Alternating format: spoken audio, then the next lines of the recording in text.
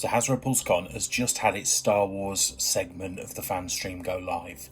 And I think there was a couple of bits there that I really liked the look of, but there was also a few sections as well where I felt a little bored, a little bit unfulfilled.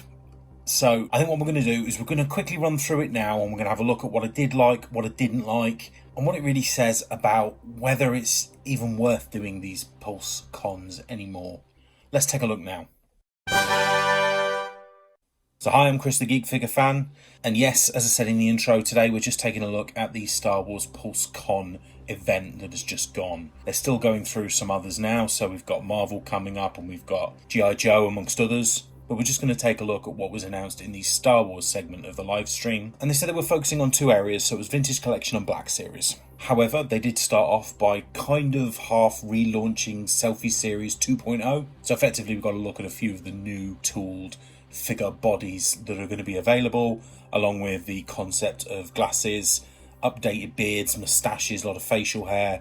So lots of cool figure options, but I think it was important to note that we got no high-def close-up images of any faces.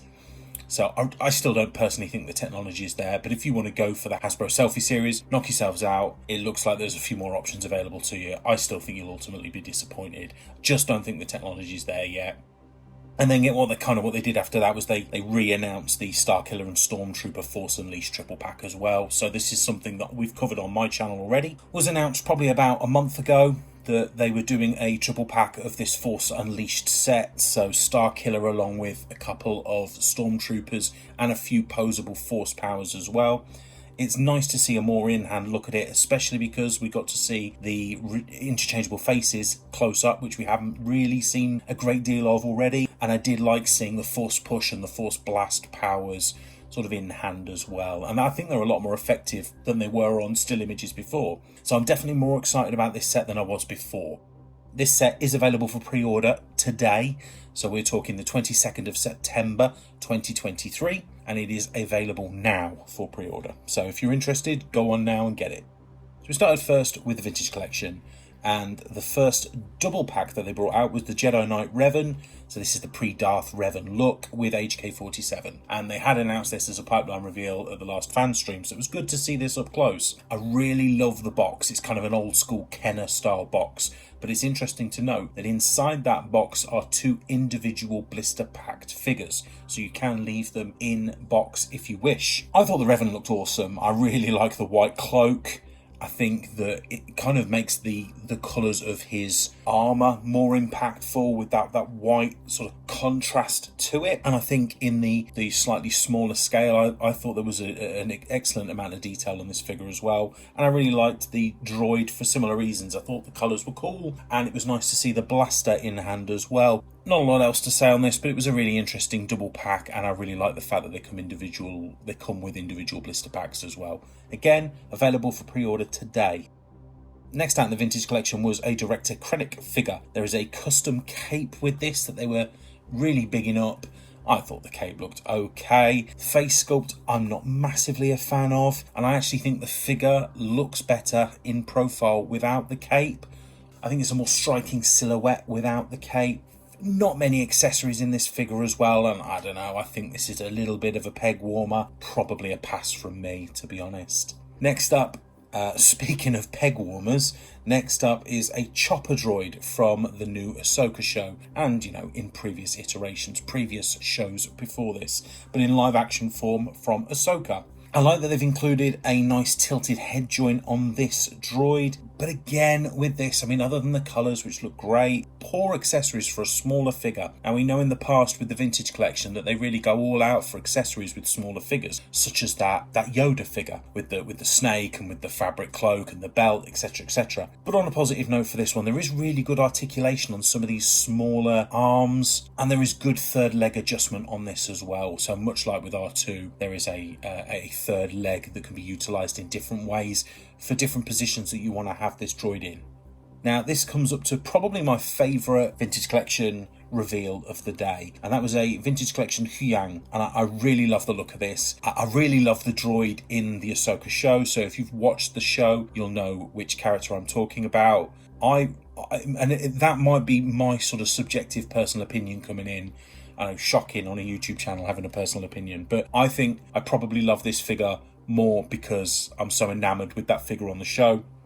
However, that being said, I do think objectively is a very good figure. I really like the detail of the wiring and the detail of the fabric that sort of hangs off of the belt as well. And I love the interchangeable arms on the kind of backpack part of the droid. So you can have them in different positions, you can have them out, or you can have them folded back. So I really like that feature on there.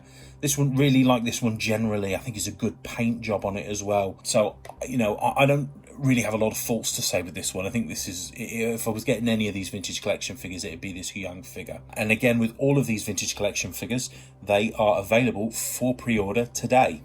So they now moved on to the Black series, and they started with the Archive collection. So those collectors might roll their eyes at the idea of an archive collection. It is time for re-releases. This is kind of the way that the Black series reveals go today. A lot of re-releases. I understand the reasoning for it, don't get me wrong. This is for international customers only. So this is customers in Europe, Asia, etc., where they might not have been as readily available for collecting in the past as they would have been in the US and Canada. There were 4 figures that were shown to be released. It was a classic Stormtrooper. We had the X-Wing pilot Luke, which, to be fair, looked very nice, but is exactly the same figure. We had the A New Hope Darth Vader, and they were very keen to point out that it was A New Hope Darth Vader because of the fabric shoulder straps that go down on this figure and how it varies from movie to movie. But that will come into play a little bit later, where I got a bit confused. And as well as Darth Vader, we also got a Bo-Katan re-release, which is a little bit more surprising considering that figure was only released recently. I hate the packaging on these. I'll be honest with you, I hate the idea of the Archive collection packaging. If you are looking forward to this Archive collection, fantastic. I think anything that can get you into collecting is a good thing. Please go out and buy them. For me, considering the Black series has a very standard form for its packaging, I think it's disappointing that they went for this kind of card back look, because I think it makes the figures feel less premium. However, again, just a subjective opinion on that, and I think if you're unboxing your figures anyway, you're not really going to care about whether it's a less premium package than normal. But then there are figure collectors like myself who like to take the figure out of the packaging, but also keep the packaging, because, you know, you're able to reseal it, resell it, store it, however. But with that box in storage, you have options, and you don't really get that when you're taking a card back apart. After that, they went back over previous reveals. If you're interested in my views on those previous reveals, I will ensure that the link to the video is available to you. But these are mainly figures from the Ahsoka show, from Rebels, that kind of era of Star Wars. That little corner of Star Wars is quite extensively being plundered at the moment. We next got into what I would say probably is quite a poor showing for Black Series in one of these larger con events. So we got a Baylan Skull figure, a character that I am a huge fan of on the Ahsoka show.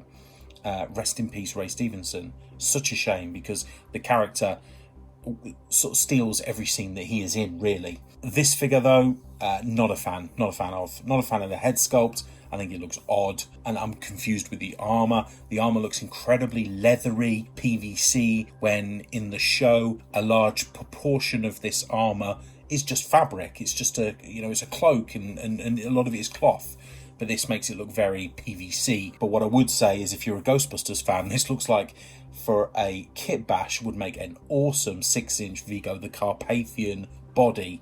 Honestly, especially if you could make it a little bit more of a brown tint to it, that would make a great kit bash. I'm not really sure what head sculpt you could use there, but I'm sure greater minds than mine can come up with a way to make a good Vigo out of that. And next comes the Shin figure as well. So similar to Baylan, I like the body to a certain extent. Again, quite pleathery, quite leathery. Not a fan of the hair. The head sculpt looks very generic. Otherwise, it's a fine looking fig, but for both, I think both are a definite pass from me. I'm not sure why they just look cheap, but you know, if they're what you're interested in, if you're a completionist and you want to go for these, I completely understand. They're both available for pre-order now. But I mean, that's a pretty poor Black Series offering, isn't it? When I reckon probably 60 to 70%, I mean, according to the poll that was on there, you know, over 50% were interested mostly in Black Series. and they gave us very little. The final offering for today before the pipeline reveals was a couple of premium roleplay items, the first of which was a Sabine's FX lightsaber.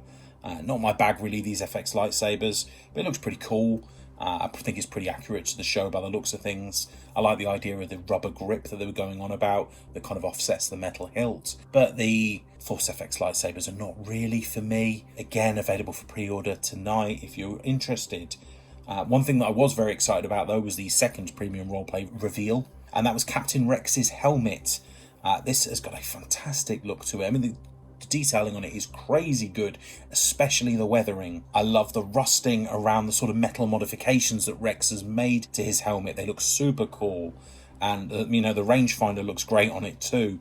I really love this one. It's probably my favourite reveal of the whole panel, and if any wasn't a pass for me, it would be this helmet. I think it's fantastic, and have been quite critical of some of the clone helmet releases because they just feel like they're cheap repaints, but this feels like almost like a ground up rebuild of that clone mold. I think there is a lot more detail that's gone into this Rex helmet, and I get, it's not necessarily Hasbro's fault that a lot of them feel just like repaints. A lot of them are just repaints. There is the standard clone trooper head, and there are the colour adjustments that some troopers have made to their helmets. So I understand that, but for me, I don't want 6 or 7 of the same helmet with a little bit of a different paint splash on them. But this gives you something a little bit different. I do like this helmet a lot. Available for pre-order today. And then there was a couple of pipeline reveals. So quickly, for the vintage collection, there is an officer disguised Cal Kestis, which I really like the idea of. I love the idea of this because I particularly loved the sections of Jedi Survivor where you were able to sort of walk that station in sort of Imperial clothing. So that was a really cool part of the game. I like that. There was also a Mandalorian judge. Bit of a yawn figure there. I mean, clearly scraping the... I don't know. I say this because I don't really care about a lot of these 2nd, 3rd, 4th, 5th tier Mandalorian characters that they keep seeming to find. We are really scraping the bottom of the barrel, in my opinion, with these Mandalorian characters. But we now have Mandalorian Judge. Give it 6 months, and I'm sure Mandalorian Policeman and Mandalorian Ombudsman will be on its way to us fairly soon. And lastly, in the vintage collection, there was a really cool 4-pack of Phase 2 clone troopers. So that's a really good troop builder if that's something that you're interested in. You get 4-pack of those troops, 4-pack of those troopers with variety of colours. So I think that looks pretty cool. Again, not a lot to go on there, but I think it's a good idea if someone is looking to troop build that they can buy these 4 figures at probably a slightly reduced price. Black Series, yet again, let us down, even with the pipeline reveals. It was just more re-releases and repaints. I don't get it. The first one, Darth Vader, A New Hope. I thought we'd already released that earlier in the video. I'm really confused by this one. Please tell me in the comments what I'm not getting here. Why are we releasing Darth Vader A New Hope here and Darth Vader A New Hope in the archive collection? Is it literally that we are just releasing A New Hope Darth Vader in 2 different types of packaging? So the standard Black Series packaging and the archive collection packaging? I don't understand it. Please tell me. We're also getting re-releases of Mando, the Phase 1 Clone Trooper, and the Mandalorian Night Owl. So, really underwhelming reveals in the pipeline reveals, especially for Black Series. And I think, just in summary, I honestly think it was an underwhelming panel in its entirety. There were a couple of bright spots for me, especially that helmet. Please like the video if you love that helmet, because I want to know how many people think that Captain Rex helmet looks cool, because I think it looks awesome. And that's effectively it from me. I'm going to be doing some more reaction videos to Hasbro PulseCon when I can. So if you've not already, please consider subscribing to my channel. The support so far has been incredible, and I would really love you to come on this journey with me, stay up to date with the latest news and reviews that I will be releasing over the coming weeks and months. And as I said before, if you haven't already checked it out, why not watch the video here recapping the latest Star Wars fan stream with a lot of those Ahsoka reveals in more detail. Thanks very much everyone, take care, bye bye.